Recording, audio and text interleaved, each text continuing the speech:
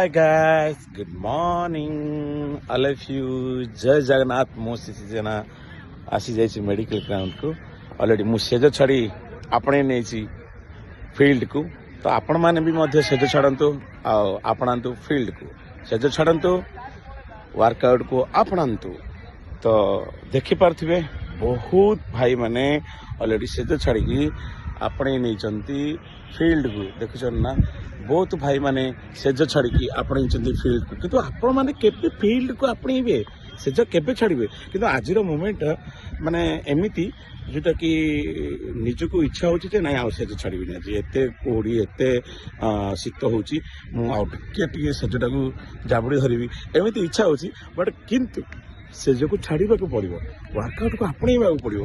अरे भाई says छाड़ंतु, workout करंतु यार। मॉर्निंग समय करेनि, ई क्लाइमेट को महसूस करना केबे करेंगे। तो प्लीज आसी जातु जल्दी जल्दी सेज छाड़ी वर्कआउट को आपणा पुणी आउ थे काली आपन को उठेबी सेज पखरू।